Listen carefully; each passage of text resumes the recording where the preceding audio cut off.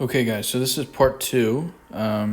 So the last video right at the end, we talked about sometimes you might have to use an identity, to kind of get everything in the same function. That's usually like a helpful tip. This one again, sine of 2x equals cosine. Again, there's nothing, because of the 2x part, they don't really have anything in common, okay? But because it says sine of 2x, right, you can use the double angle identity to change it. All right, so we know sine of 2x is 2 sine of x cosine of x equals cosine of x, okay? So now when I put everything on one side,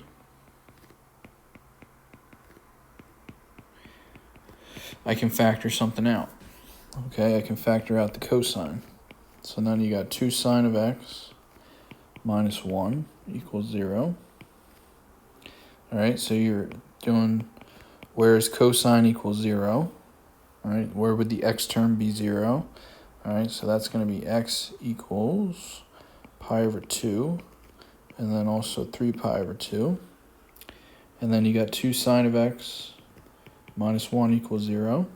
So then this is sine of x equals 1/2, which is then pi over 6 and 5 pi over 6. All right, so again, sometimes you have to use identities to make it a little bit easier for you. Okay, now this last example here is, these are where you want to pay attention to what's in front of the x term, okay?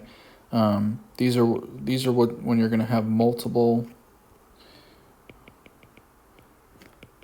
angles, okay? So the 3x part, right, is changing the period of your sine of x function, okay? So it's horizontally shrinking it down.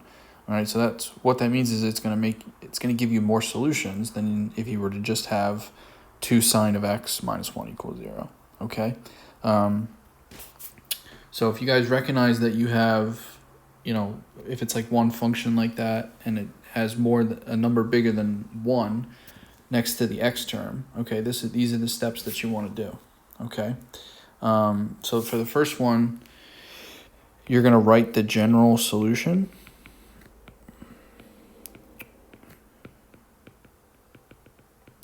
All right, so you're going to imagine that you're just doing sine of 1x instead of sine of 3x. So you're going to ignore the 3 part for right now, okay? So I'm going to get sine of 3x equals 1/2, okay? Now, again, I'm just going to imagine that this is just sine of x equals 1/2, not sine of 3x, all right? So my general solution, right? I know sine of x is 1/2 at pi over 6, and then the next one would be 2 pi away, and then also 5 pi over 6, plus another 2 pi away. Okay, so that's just if you were just doing sine of x equals 1/2, right? But the problem is sine of 3x, okay? So what you're going to do is you're going to divide your general solutions by the b term, which just happens to be the number in front of the x term, okay? So in this case, we're going to say that the b term is 3. Okay, so I already know that my two general solutions are pi over 6 plus 2 pi n, and then the other one is 5 pi over 6 plus 2 pi n.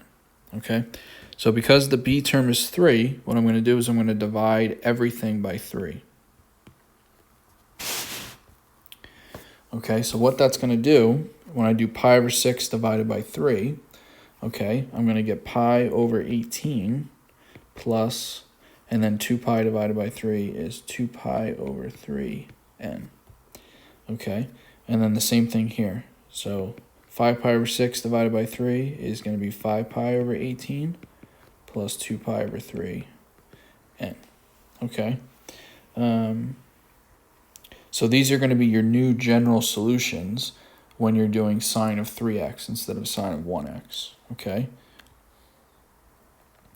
so the last part that you need to do is you're going to write all solutions from 0 to 2 pi using new general solutions. Okay, so that is what I'm referring to, these two. And why does that do that?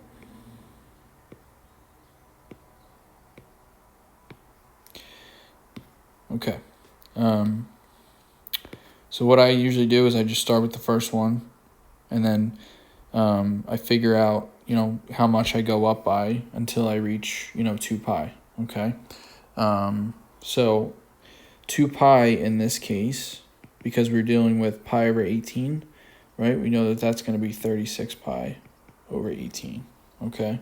And then when you add 2 pi over 3, just to get a common denominator, 2 pi over 3 is the same thing as 12 pi over 18, okay? So when I do my first one, I start with pi over 18, and then I'm going to add 2 pi over 3 to that, or 12 pi over 18. All right, so pi over 18 plus 12 pi over 18, that's going to be 13.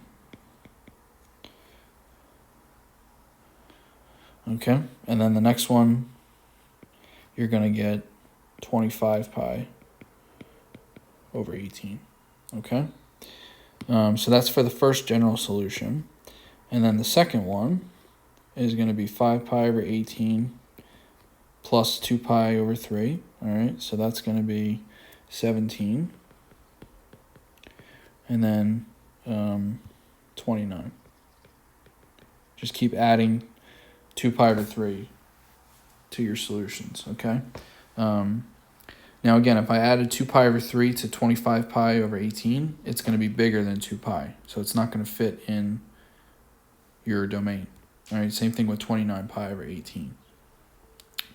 Okay, and then another hint is, like, since we divided by 3, right, we had two general solutions, and we divided them by 3. So what that's going to tell you is that each general solution is going to give you 3 answers. So we'll give 3 answers. And then this one we'll give another 3 answers. So altogether, obviously, it's going to give you 6. And that's what we have down here. We have 6 solutions, okay? So if we were dividing by like 4, right, each general solution would give me 4 new answers. If we were dividing by 5, each one would give me 5 new answers, okay? So it just depends on the problem that you're doing. So, okay, and then for the last one, I kind of changed it up a little bit.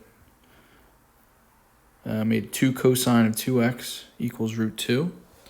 All right, so you're going to make this, again, cosine of 2x equals root 2 over 2. All right, so again, figure out where does cosine equal root 2 over 2. All right, so that's going to be pi over 4 plus 2 pi n. All right, and then you're also going to have 7 pi over 4 plus 2 pi n. All right. Now, again, we're dealing with cosine of 2x. Okay, so we're going to divide both of these by 2. So my new general solution, so pi over 4 divided by 2 is pi over 8 plus pi n. And then the next one is 7 pi over 8 plus pi n. Okay? So these are my new general solutions. All right, so when I list my final answers now, right, I'm going from 0 to 2 pi. or since we're dealing with pi over 8, we're going from 0 to 16 pi over 8. Okay, and we're adding 1 pi every time. All right, and 1 pi is 8 pi over 8. Okay, so